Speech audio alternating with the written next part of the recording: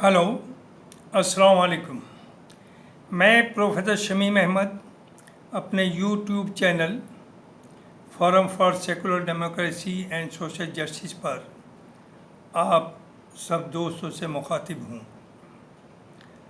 आज का मेरा टॉपिक जो डिस्कशन का है वो है regarding India Islamic cultural centre IICC, Lodhi road, new Delhi. जैसा कि कम्युनिटी के बाय एंड लार्ज सब लोगों को मालूम है कि वहाँ एक बहुत बड़ी एडमिनिस्ट्रेटिव क्राइसिस चल रही है।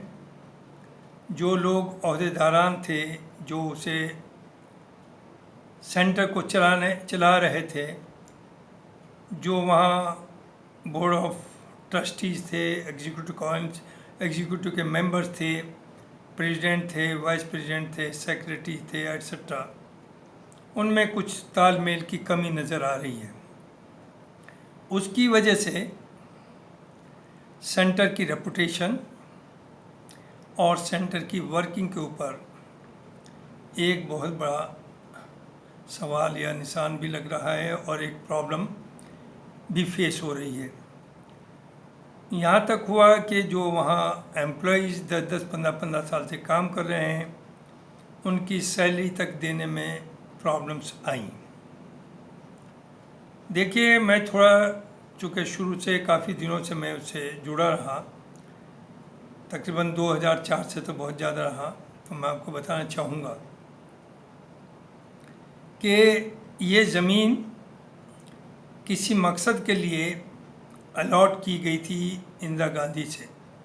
इंदिरा गांधी जब प्राइम मिनिस्टर थी उस वक्त। और जो गवर्नमेंट अलॉट करती है उसका एक ख़ास पर्पज़ होता है और उसमें एक टाइम लिमिट भी होती है कि तब तक इसे बनाइए, अगर आप नहीं यूज़ करेंगे तो इसे वापस करनी पड़ेगी। तो मुझे याद है कि उधर 2003-04 के करीब गवर्नमेंट ने नोटिस दे दिया, चूँकि 20 साल तक अलॉट रही और इसमें कोई काम नहीं हुआ, तो नोटिस आ गया कि आप इस लैंड को वापस हैंड ओवर करें। उस वक्त क्राइसिस आई कि इस जिम्मेदारी को कौन ले, करोड़ों का खर्चा है, इस सेंटर को कैसे बनाया जाए। चूँकि जहाँ तक मेंबरशिप का मामला है, मेंबर्स की जो फीस है, पहले तो 1000 थी, फिर 10,000 हुई, उसके बाद 30,000 तो बहुत बाद में हुई है। उससे कोई इतना बड़ा सेंटर नहीं बनाया जा सकता। कोई आदमी आगे आने को तैयार नहीं था, बड़े बड़े लोग एसोसिएटेड थे। उस वक्त सिराज कुरैशी साहब आगे आए और उन्होंने इस जिम्मेदारी को अपने कंधों पर लिया। कंस्ट्रक्शन शुरू हुआ। जाहिर है पैसे की ज़रूरत थी, तो उस वक्त लोगों ने ये तय हुआ कि भाई कुछ बैंक से लोन लिया जाए। कोई बैंक आसानी से लोन लेना बहुत आसान नहीं है, बड़ा मुश्किल काम है। महमूदुर रहमान साहब, जो फॉर्मर IAS और अलीगढ़ यूनिवर्सिटी के वाइस चांसलर भी रहे, वो बॉम्बे मर्केंटाइल बैंक के चेयरमैन थे। उन्होंने कहा मैं लोन अपने बैंक से आपको दिलाऊंगा। लोन देने के लिए 2 सिक्योरिटी चाहिए, जिसमें एक सिराज साहब थे और एक साहब और तैयार हुए। जिस दिन पेपर साइन होने थे, महमूदुर रहमान साहब बैंक पहुँचे, सिराज कुरैशी साहब पहुँच गए, लेकिन दूसरे जो गारंटर थे वो वहाँ नहीं पहुँचे। लिहाजा मैनेजर ने कहा कि साहब, एक की गारंटी पे तो लोन नहीं दिया जा सकता। सभी जानते हैं कि महमूदुर रहमान साहब एक अपनी तरह के एक बहुत बड़े ऑफिसर थे, सख्त थे, काम लेना जानते थे, काम करना जानते थे। उन्होंने मैनेजर्स को बुलाया और कहा कि this is my order, you have to issue the cheque. तो maybe around, I don't know exactly, 5 crore के करीब सिर्फ एक गारंटी पर सिराज कुरैशी साहब की वो चेक दिया गया। काम चला। उसके बाद इधर उधर से उन्होंने लोगों से पैसा इकट्ठा किया और इस सेंटर को विद इन नो टाइम, जो टाइम लिमिट होती है 5-6 साल की बनने की, उन्होंने 2 साल के अंदर इसे खड़ा कर दिया। मुझे मालूम है, मैं उसी वक्त से, चूँकि मैं क्यों जानता हूँ, मेरे बेटे के फादर इन लॉ हैं फिरोज़ अहमद ख़ान, जो डिब्रूगढ़ आसाम में रहते हैं, रहने वाले तो यूपी के हैं और अब लखनऊ में भी रहते हैं। वो इससे शुरू से जुड़े हुए थे और फाउंडर मेंबर्स में से एक थे। सिराज साहब का उनका ताल्लुक़ था। सिराज साहब ने उन पर जिम्मेदारी भी डाली, क्योंकि उनका वहाँ 3 स्टार होटल है डिब्रूगढ़ में और बहुत बड़ी प्रॉपर्टी है, मार्केट्स हैं, कि भाई चूँकि आप इस लाइन में हैं तो इस रेस्टोरेंट वगैरह को आपको चलाना होगा। उन्होंने सिराज साहब की रिक्वेस्ट पर तैयार हो गए, जबकि उन्हें नहीं होना चाहिए था, क्योंकि उनका वहाँ का बिजनेस कौन देखेगा जब वो दिल्ली में रहेंगे। बहरहाल I was associated with him, मैं भी महीने में 10 दिन तो रहता था, देखता था। हम देखते थे कि सिराज साहब किस मेहनत से वहाँ काम करते थे, एक एक पैसे का हिसाब रखते थे। जब सेंटर बन गया, सब चीज़ें चालू हो गई, तो अगर चाय के 4 कप भी आते थे तो उसका वो पेमेंट करते थे। नॉट ओनली दिस, उस ज़माने में 50 पैसे पे ज़ीरोक्स होती थी, अगर उन्होंने 2 कागज़ वहाँ ज़ीरोक्स कराए तो उसका पेमेंट करते थे। उन्हें उससे लगाव था, और जितना टाइम दिया 5-5, 6-6 घंटे, जो भी उनकी मजबूरी रही हो या खुशी रही हो, 5-5, 7-7 घंटे वहाँ बैठते थे, जो मैं समझता हूँ कोई भी आदमी आसानी से इतना टाइम नहीं दे सकता। एंड ही हैड एम्पायर, बहुत बड़ा बिजनेस था, he was top class exporter of meat. उनके बिजनेस ने सफ़र किया उनके इधर ज़्यादा ध्यान देने से। तो ये कह देना कि साहब बनाया है तो क्या कुछ ज़िंदगी भर के लिए होंगे, मैं नहीं कह रहा हूँ कि ज़िंदगी भर के लिए होंगे, लेकिन चंद लोग ये भी ना समझें कि इन्हें हटा करके वो कब्ज़ा कर लें। सेंटर जो है ये कम्युनिटी का एक एसेट है, और मेंबर्स की फ़ीस से क्या होता है, जो मेंबर्स ये समझते हैं कि हम इसके मालिक हैं, मालिक तो इसकी पूरी कम्युनिटी है, not only with in country, even outside the country उन्हें लगाव है। और हिंदुस्तान में ये पहला ऐसा सेंटर है जिससे we are proud of that, कि लोग बाहर से आते हैं, देखते हैं, रुकते हैं, खाते हैं, तारीफ़ करते हैं। तो मेरा सिर्फ ये कहना है कि देखिए क्राइसिस क्या है इस वक्त। मेमोरेंडम ऑफ अंडरस्टैंडिंग में कहीं एक क्लॉज है कि 75 ईयर्स के बाद कोई प्रेसिडेंट नहीं रहेगा, एग्रीड। लेकिन सुप्रीम अथॉरिटी जो है वो है जनरल बॉडी। कोई कानून परमानेंट नहीं होता, हर कानून में टाइम के साथ, वक्त के साथ, ज़रूरत के साथ चेंजेस होती हैं। तो अगर ये सजेशन आया कि 75 साल से एज को बढ़ाया जाए या नो एज बार, तो let it be brought to the general body, और जनरल बॉडी को आप, वो सुप्रीम है, वो तय करे कि एज बार हो या ना हो। दूसरी तरफ, हालांकि लोगों ने अमेरिका की दी, लेकिन उसमें दूसरी बात जोड़ दी, अमेरिका में कोई एज लिमिट नहीं। अब जो सेकंड टर्म के लिए खड़े होंगे वहाँ के प्रेसिडेंट जो बाइडन, उस वक्त वो 83 के करीब होंगे, सेकंड टर्म उनका शुरू होगा। हाँ, नो डाउट वहाँ ये भी है कि 2 टर्म से ज़्यादा प्रेसिडेंट नहीं हो सकता, आई एग्री। तो अमेरिका की नकल नहीं हम कर रहे हैं, हम तो हिंदुस्तान ही की नकल करेंगे। यहाँ prime minister, president of India, vice president of India, minister, chief minister, governors, क्या किसी के लिए एज लिमिट है? तो जब नहीं है, तो अगर एक सजेशन आया कि एज लिमिट हटा दी जाए, तो व्हाट इज रॉन्ग? आप इसे जनरल बॉडी में लाइए, अगर वो इसे अप्रूव करते, वैलेंट को नहीं करते तो नो प्रॉब्लम। और उसके बाद एज लिमिट हटाने के बाद भी ये तो नहीं कि सिराज साहब को आप लाइफ प्रेसिडेंट बना रहे हैं। प्रेसिडेंट का जब टाइम आएगा वो इलेक्शन होगा, हो सकता है वो भी कॉन्टेस्ट करें, हो सकता है ना भी करें, और भी लोग करेंगे। जो जीतेगा वो प्रेसिडेंट बनेगा। लेकिन प्रेसिडेंट हो या बीओटी हो या एग्जीक्यूटिव हो, इस गलत फहमी में ना ही रहे कि वो उनकी प्राइवेट जायदाद है। ये एक कम्युनिटी का एसेट है। और जो हालात इस वक्त चल रहे हैं, जिस तरह का हुकूमत का रवैया है हम लोगों के साथ, आपने देखा कि ट्रेन में शक्ल देख करके आइडेंटिफाई करके 3 लोगों को गोली से मार दिया। नूह में क्या हो रहा है, क्या हुआ, गुड़गांव में क्या हुआ, इमाम को मार दिया, मस्जिद जला दी। नूह में आपने चढ़ाई की। एक साहब बयान देते हैं मोनू मानेसर कि तुम्हारा दामाद आ रहा है, जो हो सके तो कर लेना। और ये वो है जिसने 2 यंग बच्चों को गाड़ी में जिंदा जला दिया और 6 महीने पहला केस है, फिर आज तक अरेस्ट नहीं हुआ। और नूह में आपने हज़ारों मकान बुलडोज कर दिए, सैकड़ों लोगों की गिरफ्तारी हो रही, लोग घर से बेघर हैं।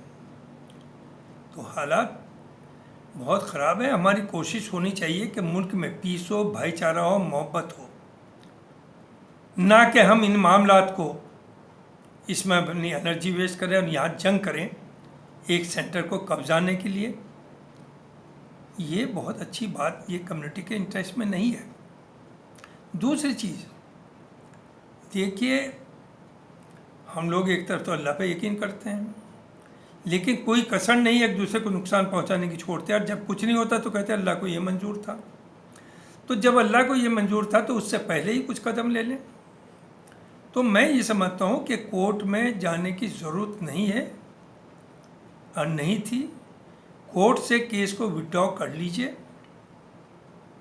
चूँकि हो सकता है आपके सामने वो चीज़ें बाद में हैं कि जिसे आप ज़िंदगी भर आपकी आने वाली नस्लें भी, आप मीन्स हम सब की, हमें माफ़ नहीं करेंगी। वो एडमिनिस्ट्रेटर भी बैठा सकती हैं, वो आर्बिट्रेटर भी बैठा सकती हैं, वो इसका मेमोरेंडम अंडरस्टैंडिंग जो भी है, जैसा भी है, कैसे क्या होगा, वो सब ख़त्म कर सकती हैं।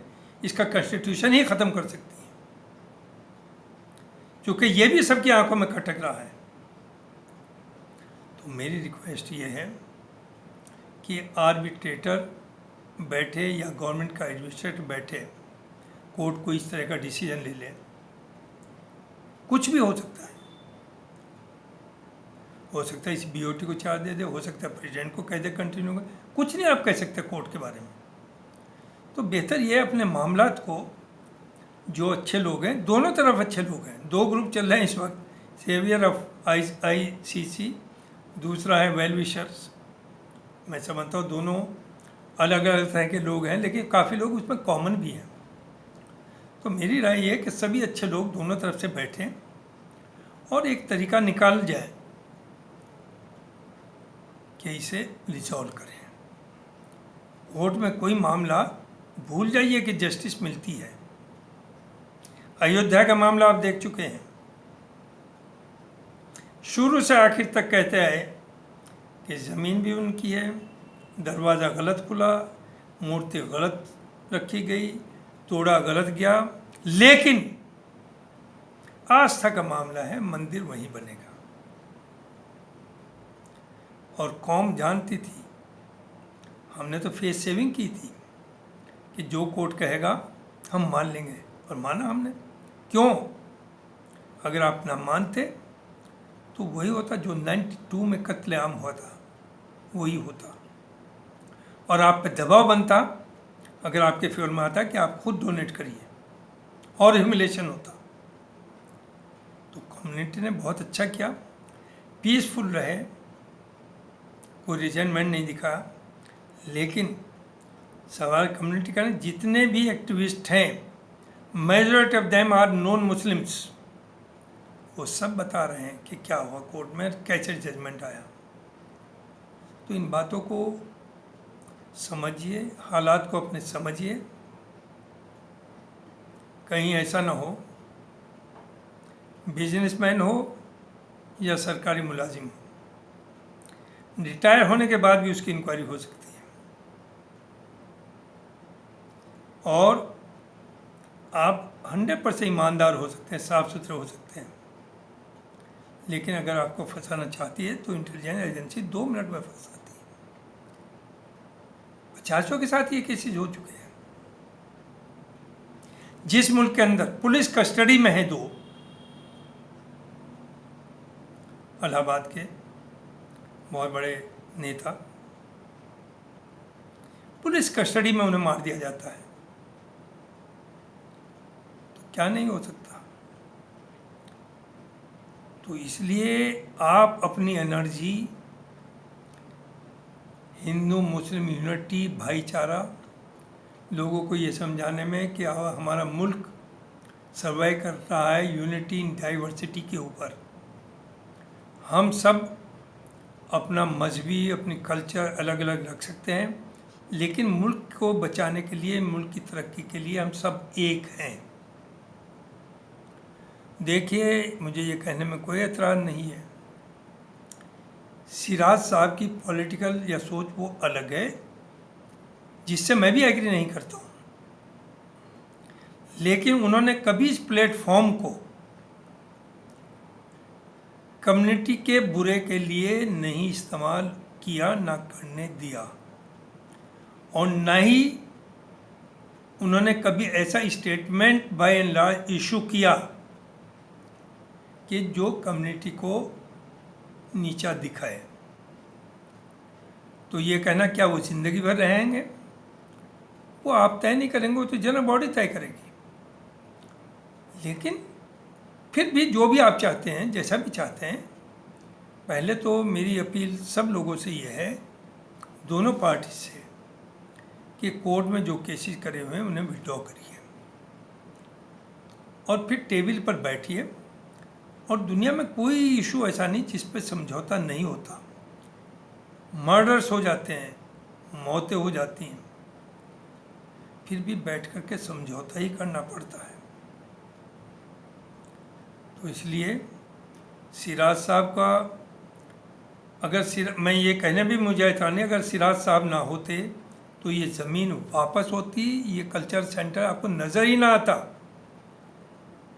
तो आप उन्हें इतना ह्यूमिलेट ना करिए कि उनके ऊपर कर्जा है, उनके ऊपर केस है, उनके ऊपर ये है। अरे केस तो अच्छे अच्छे लोगों के ऊपर है, अडानी के ऊपर केस है। इन बातों से कोई फ़ायदा नहीं है। केस तो जितने ऑफिसर्स हैं आपके, मुस्लिम हो या हिंदू हो, दुम उठा के देखिए क्या निकलेगा। 99.99 आर करप्ट्स। जो उनके एसेट्स हैं आज और जो उनकी तनख्वाहें थी, जो उनका सोर्स ऑफ इनकम था, उससे मिलान कर लीजिए, सब जगह गड़बड़ निकलेगी। बिजनेस हाउसेज में भी निकलेगी, सर्विस के लोगों में भी निकलेगी। तो इसलिए इन बातों में डिटेल में जाने से किसी पे लाछन, किसी के ऊपर चार्ज कि इन पे तो कर्जा है, इनके खिलाफ तो रिपोर्ट है, इनके खिलाफ CBI रिपोर्ट चल रही है, फला चल रही है, उससे कोई फ़ायदा नहीं। वो तो किसी के भी खिलाफ हो सकती है। मैं बैठा हूँ, कल को मेरे खिलाफ भी हो सकती है। तो इसलिए आप सबसे दरख्वास्त है अगेन एंड अगेन कि आप लोग जो कोर्ट में केसेस हैं उन्हें विड्रॉ करें, आपस में बैठ के समझौता करें। कल को ऐसा ना हो कोई एडमिनिस्ट्रेटर बैठे, कोई आर्बिट्रेटर बैठे और उसके बाद आपका जो कॉन्स्टिट्यूशन है IICC का, उसे भी ख़त्म करके नए हाथों में इसकी बागडोर चली जाए। अगर ऐसा हुआ तो हमारी सब की नस्लें हमें माफ़ नहीं करेंगी। बहुत बहुत शुक्रिया, ये मुझे कहना था। Thank you very much.